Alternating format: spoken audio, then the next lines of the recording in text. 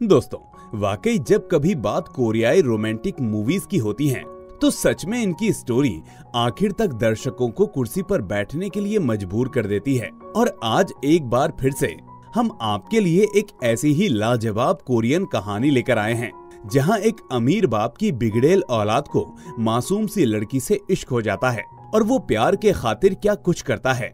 यकीनन ये देखकर आपका दिल सहम जाएगा।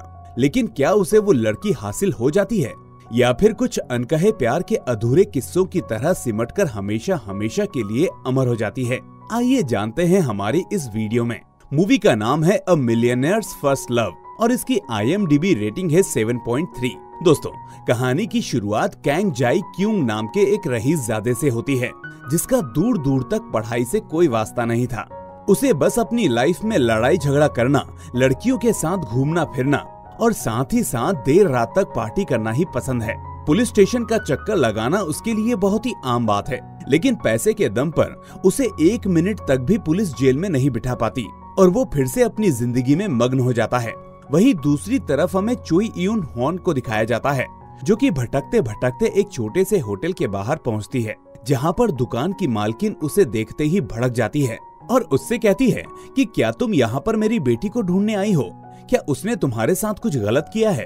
अगर तुम्हें भी पैसे चाहिए तो मैं बता दूं, मेरे पास कोई पैसा नहीं है, इसलिए जितनी जल्दी हो सके यहाँ से चले जाओ। चोई उस महिला की बातें सिर्फ शांति से सुनती है और उसे बिना जवाब दिए अपनी नम आंखों के साथ जाई क्यूंग के होटल में चली जाती है। जाई क्यूंग उसे मिलता है और उससे कहता है कि ये इस शहर का सबसे बड़ा होटल है, यहाँ पर कोई ऐसा वैसा काम नहीं होता है, इसलिए ये कुछ पैसे पकड़ो और यहाँ से दफा हो जाओ। पर चोई वहाँ से जाती नहीं है, बल्कि सुबह जब उसकी मुलाकात जाई क्यूंग से होती है तो उसके पैसे उसी के मुंह पर मारकर वो वहाँ से चली जाती है। चोई की इस हरकत से जाई क्यूंग को काफी धक्का लगता है और वो अब 18 साल का हो गया था। उसके दादाजी की संपत्ति उसके नाम होने वाली थी, लेकिन बेचारे जाई क्यूंग के हाथ वो खुशी लग पाती उससे पहले ही वकील साहब ने जब उसकी दादाजी की वसीयत उसे सुनाई तो वो सुनकर चौंक गया, क्योंकि दोस्तों, जाई क्यूंग के दादाजी अच्छे से जानते थे कि उनका पोता कितना अय्याश है। इसलिए मरने से पहले उन्होंने अपनी वसीयत में शर्त रखी थी कि उनकी सारी संपत्ति उनके पोते को तभी मिलेगी जब वो उनके कहे अनुसार एक छोटे से गांव में जाकर अपनी ग्रेजुएशन की पढ़ाई पूरी करेगा, वरना उसे संपत्ति का 0.1% देकर बाकी सब कुछ दान कर दिया जाए। इस शर्त की सबसे खास बात ये थी कि अब जाई क्यूंग को ग्रेजुएशन पूरे होने तक वो सभी चीजें छोड़नी पड़ेंगी जिनकी बदौलत वो अब तक अपनी जिंदगी में ऐशो आराम से जी रहा था, यानी कि उसका क्रेडिट कार्ड, महंगी गाड़ियां और एक ही बात पर उसका हुक्म मानने वाले ढेर सारे नौकर चाकर। अब मरता क्या ना करता, मजबूरी में जाई क्यूंग को वो सारी शर्तें माननी पड़ती हैं। जिसके बाद दादाजी का वकील उसे चंद पैसे और गांव का पता एक लिफाफे में देकर वहां से चला जाता है। जाई क्यूंग जिंदगी में पहली बार सरकारी बस में बैठकर उबड़ खाबड़ रास्ते से होते हुए गांव पहुंचता है। दिए गए पते के मुताबिक वो एक घर की तरफ बढ़ता है, जहां पर पढ़ाई पूरी होने तक उसे रहना था। ये घर उसकी सोच से भी छोटा था। वो घर का कोना कोना चेक करता है और फिर कुछ खाने पीने की तलाश में जाई क्यूंग गाँव की एक शॉप में पहुँचता है, जहाँ पर चोई को देखकर वो चौंक जाता है। असल में दोस्तों, वो शॉप में बिलिंग का काम किया करती है। जाई काउंटर पर जाकर बहुत सारा खाने पीने का सामान पैक करवाता है, साथ ही साथ सिगरेट लेने के लिए भी कहता है, लेकिन चोई उसे ये कहकर मना कर देती है कि यहाँ पर स्टूडेंट्स को सिगरेट अलाउड नहीं है। जिस पर जाई क्यूंग कुछ देर के लिए भूल जाता है कि उसके दादाजी ने अभी उसके हाथ एक फूटी कौड़ी भी नहीं की है और वो अपनी रहीसियत की धौंस दिखाने लगता है। लेकिन कुछ ही पलों में वो आसमान से जमीन पर आ जाता है जब उसका कोई भी क्रेडिट कार्ड काम नहीं कर रहा होता है और उसे चोई के सामने शर्मिंदगी महसूस होने लगती है, जिसके बाद वो उसे कैश थमाकर वहाँ से रफू चक्कर हो जाता है। बीती रात खटमलों और जानवरों की आवाजों की वजह से परेशान जाई क्यूंग को बिल्कुल भी नींद नहीं आती और सुबह जब वो स्कूल पहुँचता है तो उसके दिमाग में सिर्फ एक ही बात घूमती रहती है कि किस तरह उसे स्कूल से बाहर निकाल दें। जी हाँ, वसीयत के मुताबिक वो स्कूल को बीच में नहीं छोड़ सकता, लेकिन अगर स्कूल किन्हीं वजहों से उसे निकाल दे तो इसमें उसकी कोई गलती नहीं होगी।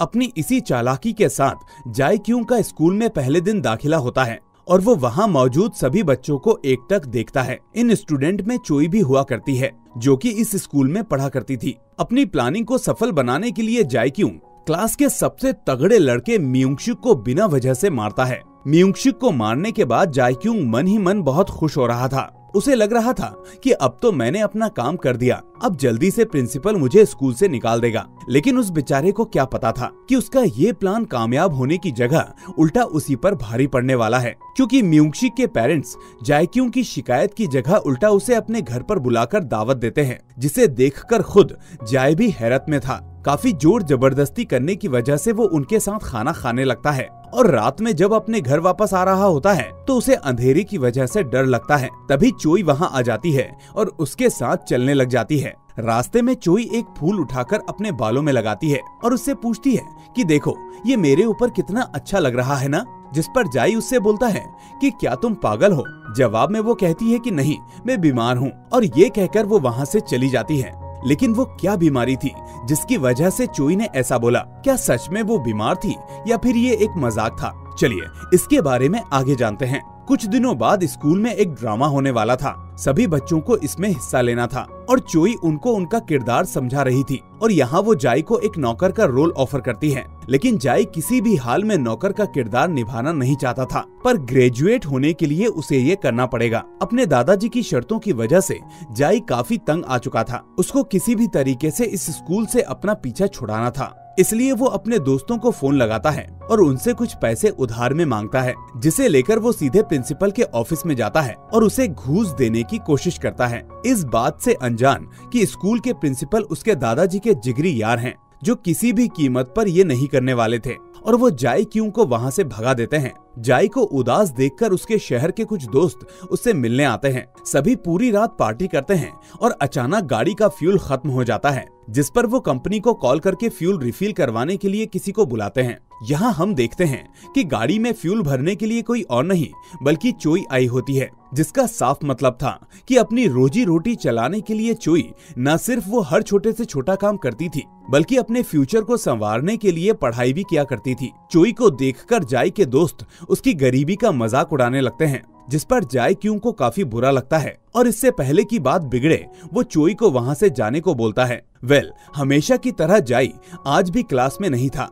वो चौराहे पर बैठकर भरी बरसात का आनंद ले रहा था। तभी उसे कुछ बच्चे दिखाई देते हैं। इन्हें देखकर ना जाने उसे क्या हो जाता है और वो उनके पीछे भागने लगता है। वो बच्चे एक पास ही के अनाथालय में रहा करते थे, जहाँ पर जाई को एक माँ बेटी की जोड़ी दिखाई देती है और उन्हें देखकर उसे अपनी माँ की याद आने लगती है। इसके साथ उसे वो दिन भी याद आ जाता है जब उसके माता पिता का एक्सीडेंट हुआ था और वो यहीं पर उनके लिए रो रहा था।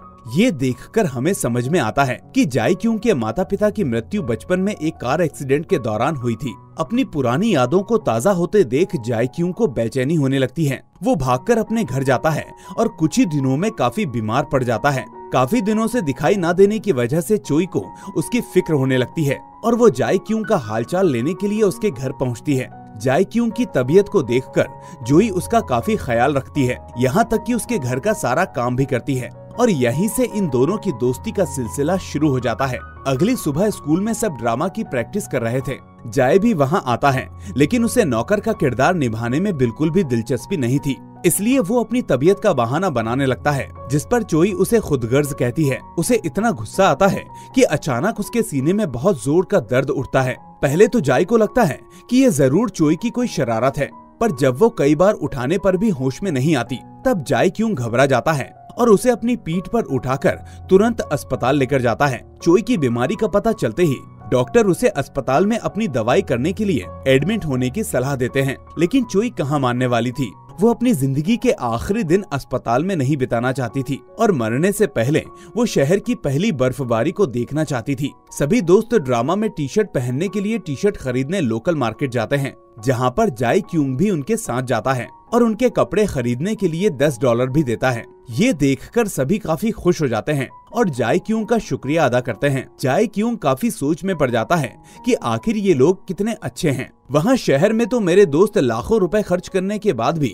मुझे आज तक कभी थैंक यू नहीं बोले और इन लोगों ने सिर्फ $10 में ही मुझे इतना महान बना दिया। वो चोई के लिए भी दस्ताने लेता है और उसे समझाता है कि अब उसकी तबीयत ज्यादा ठीक नहीं रहती, इसलिए उसे अपना काम छोड़ देना चाहिए। बाकी अगर कोई जरूरत हो तो वो उसके साथ है।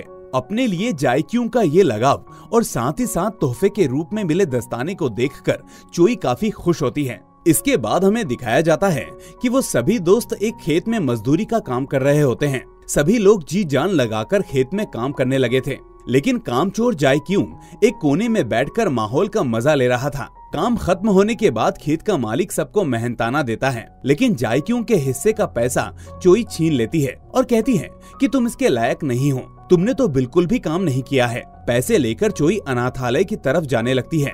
तब जायक्यूंग उससे पूछता है कि क्या तुम्हें अपने घर नहीं जाना, जिस पर चोई उसे बताती है कि ये अनाथ आश्रम ही मेरा घर है और मेरे माता पिता बचपन में ही चल बसे थे। हालांकि मैं अनाथ हूँ ये जानकर तुम्हें मुझ पर तरस खाने की बिल्कुल भी जरूरत नहीं है। जायक्यूंग उससे कहता है कि मैं क्यों तुम पर तरस खाऊंगा, मैं खुद एक अनाथ हूँ, मेरे भी माता पिता बचपन में ही मुझे छोड़कर चले गए। अब जायक्यूंग अनाथ आश्रम के अंदर जाता है, जहाँ उसे मालूम पड़ता है कि चोई अनाथालय का बहुत ही अच्छे से ख्याल रखती है और वहाँ के सारे काम करती है। साथ ही साथ वो बच्चों के लिए अच्छा अच्छा खाना भी बनाती है। बच्चे उसे ये सब बता ही रहे थे कि तभी एक कॉल आता है और जायक्यूंग को खबर मिलती है कि चोई दोबारा अस्पताल में एडमिट है। ये सुनकर जायक्यूंग भागता हुआ अस्पताल जाता है, लेकिन डॉक्टर उसे मिलने नहीं देते, जिस पर वो काफी बवाल करता है और आखिर में डॉक्टर उसे सब कुछ सच सच बता देते हैं। डॉक्टर जायक्यूंग से कहते हैं कि चोई को दिल की बीमारी है और उसकी जान कभी भी जा सकती है। ये सुनकर जायक्यूंग को काफी अफसोस होता है, लेकिन वो अपना दिल छोटा नहीं करता, बल्कि खुद भी एक मरीज बनकर चोई के बगल वाले बेड पर एडमिट हो जाता है। चोई जब अपनी आंखें खोलती है तो उसे बगल में अपने जायक्यूंग मिलता है और वो ये सोचने लगती है कि कहीं इसे मेरी बीमारी के बारे में तो पता नहीं चल गया। लेकिन जाई सब कुछ जानकर भी अनजान बन जाता है और उसे बताता है कि डॉक्टर ने मुझे बताया है कि तुम्हें एनीमिया हो गया है, इसी वजह से तुम्हें थकावट होती है और अगर तुम अपनी सेहत का ध्यान रखोगी तो जल्दी ही सही हो जाओगी। रात में जब चोई सो जाती है तो जायक्यूंग डॉक्टर के पास जाता है और उससे हाथ जोड़ते हुए कहता है कि आप प्लीज उसे सही कर दीजिए, मैं बहुत अमीर हूँ, जितना पैसा लगेगा मैं देने को तैयार हूँ, बस आप उसे किसी तरह से बचा लो। डॉक्टर बोलते हैं कि अब काफी देर हो चुकी है, मैं चाहकर भी कुछ नहीं कर सकता, जिस पर जायक्यूंग बहुत ही गिड़गिड़ाता है और एक मासूम बच्चे की तरह डॉक्टर से कहता है कि ऐसा नहीं हो सकता, अभी तो वो केवल 19 साल की है, मैंने उसे अभी ये भी नहीं बताया कि मैं उससे कितना प्यार करता हूँ, वो मुझे ऐसे छोड़कर नहीं जा सकती। डॉक्टर उसे समझाते हैं कि नहीं, तुम ऐसा बिल्कुल भी उसे मत बताना, क्योंकि उसका दिल बेहद कमजोर है, वो बहुत ज्यादा खुशी या फिर गम नहीं झेल सकती। ऐसा होने पर उसके दिल की धड़कन तेज हो सकती है या फिर बहुत धीमी भी, जिससे उसकी मौत हो सकती है। सुबह होती है और चोई अपने कमरे में नहीं होती, वो उसी औरत के पास पहुंच जाती है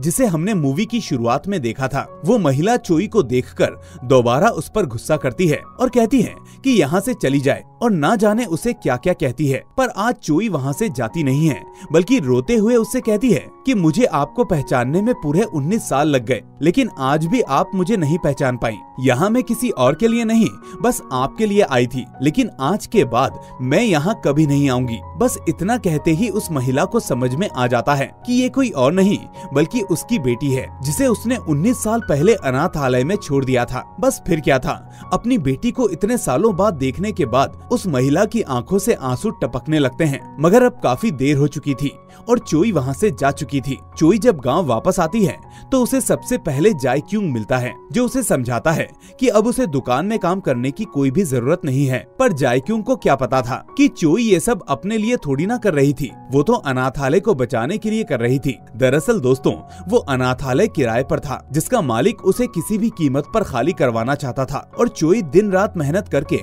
अनाथालय को खरीदने के लिए पाई पाई जुटा रही थी।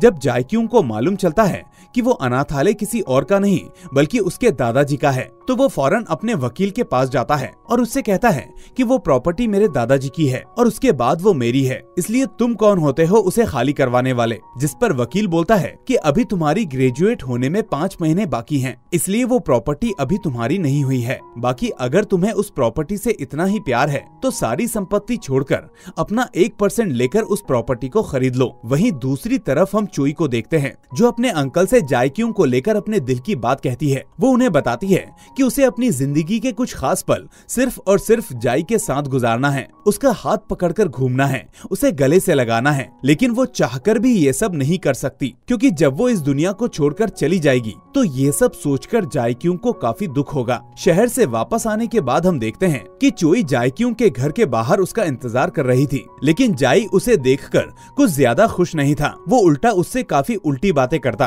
और कहता है कि वो उसे छोड़कर चली जाए, वो किसी से भी प्यार नहीं करता है। अब उसके ना जाने पर वो खुद ब खुद वहाँ से चला जाता है और नदी के किनारे बैठकर बहुत रोता है। सुबह जायक्यूंग फैसला करता है कि अब उसके लिए चोई से ज्यादा जरूरी कुछ भी नहीं है और अपने वकील को फोन करके कहता है कि उसे अपने हिस्से का 0.1% ही चाहिए, बाकी अनाथालय के अलावा कुछ भी नहीं चाहिए, क्योंकि अब उसकी जिंदगी में चोई से ज्यादा जरूरी कुछ भी नहीं था। दूसरे दिन ड्रामा की प्रैक्टिस के दौरान वो देखता है कि एक छोटा सा बच्चा एक छोटी सी लड़की से 10 रातों बाद आने का वादा करता है। ये लाइन सोचकर उसे अपने बचपन की याद आ जाती है और वो पूछता है कि इस ड्रामा को किसने लिखा है, जहाँ उसे मालूम पड़ता है कि इसे किसी और ने नहीं बल्कि चोई ने ही लिखा है। जिसके बाद हमें उनके बचपन का दृश्य दिखाया जाता है और हमें मालूम पड़ता है कि ये दोनों बचपन से ही एक दूसरे को जानते हैं। गांव छोड़ते वक्त जाई ने चोई से वादा किया था कि वो 10 दिन बाद वापस आ जाएगा, लेकिन वो कभी भी वापस नहीं आता। इसके बाद जाई को सब कुछ याद आ जाता है और वो भागते हुए चोई के पास जाता है और उससे कहता है कि क्या मुझे आने में देर हो गई, लेकिन मैं इस गांव में हमेशा से आना चाहता था, पर उस रात मेरे माता पिता की एक्सीडेंट होने से मृत्यु हो गई, जिसके बाद मेरे दादाजी ने मुझे पाला पोसा और जिंदगी की इस भाग दौड़ में मेरे दिमाग से गांव की ये सारी यादें मिट गई। ये सुनकर दोनों एक दूसरे से प्यार का इजहार करते हैं और चोई उसे अपने सीने से लगाकर कहती है कि मैं चाहती हूँ कि मैं आखिरी बर्फबारी तक जिंदा रहूं, ताकि तुम्हारे दिए हुए दस्तानों को पहन सकूं। दिन बीतते हैं और हम देखते हैं कि अब वो दोनों साथ रहने लगते हैं और दोनों अपनी जिंदगी के सबसे हसीन पल एक दूसरे के साथ जी रहे होते हैं। वो काफी खुश थे कि तभी एक दिन अचानक चोई के सीने में बहुत जोर का दर्द उठता है, जिसके बाद जायक्यूंग उसे अपने गले से लगा लेता है, क्योंकि अब ना तो कोई दवा काम कर रही थी और ना ही कोई दुआ। दोनों से एक दूसरे का दर्द नहीं देखा जा रहा था, मगर उनके लिए साथ गुजारा हुआ हर एक पल कीमती था। कुछ दिनों बाद चोई का जन्मदिन आता है, जिसे जायक्यूंग काफी अच्छे से सेलिब्रेट करता है और उसे तोहफे में कैप्सूल बॉक्स देता है। हर कैप्सूल में एक लेटर लिखा होता है, जिन्हें पढ़कर चोई को काफी रोना आता है, क्योंकि जाई ने उसे रोजाना एक कैप्सूल पढ़ने के लिए कहा था, लेकिन वो एक ही दिन में सब कुछ पढ़ना चाहती थी। उसे डर था कि कहीं उन्हें बिना पढ़े ही वो मर न जाए। अब हमें स्कूल का वो ड्रामा दिखाया जाता है जिसमें चोई के साथ जायक्यूंग भी था, मगर कोई नौकर बनकर नहीं बल्कि उसका साथी बनकर। इस ड्रामा को देखने आज चोई की माँ भी आई होती है। कार्यक्रम शुरू होता है, पर थोड़ी ही देर में चोई के दिल में जोर का दर्द उठता है, मगर वो किसी भी तरह अपना परफॉर्मेंस पूरा करती है और पूरे हॉल में तालियों की गड़गड़ाहट बजने लगती है। कार्यक्रम खत्म होने के बाद वो दोनों एक दूसरे के साथ कुछ हसीन पल गुजार रहे होते हैं। चाई जायक्यूंग को इतना प्यार करने के लिए धन्यवाद देती है और उसके कंधों पर चंद मिनट के लिए सोने लगती है, जिसके बाद ही बर्फबारी शुरू हो जाती है। चोई बहुत ही आराम से सो रही होती है और जायक्यूंग किसी भी कीमत पर उसे उठाना नहीं चाहता था, पर अफसोस वो उसके बाद कभी उठती नहीं। जिसके बाद हम देखते हैं कि जायक्यूंग का ग्रेजुएशन पूरा हो जाता है और उसका वकील उसे सारी संपत्ति दे देता है, क्योंकि जायक्यूंग के दादाजी ये बोलकर गए थे कि जिस दिन उनके पोते को किसी और चीज से लगाव हो जाए और वो उसके लिए अपनी सारी संपत्ति छोड़ दे, तो उसी दिन उसे ये सब कुछ दे देना। अब जायक्यूंग दोबारा रईस हो चुका था। उसके पास धन दौलत की कोई कमी नहीं थी, लेकिन अब उसकी जिंदगी में वो खुशी नहीं रह गई थी, क्योंकि उसकी खुशी,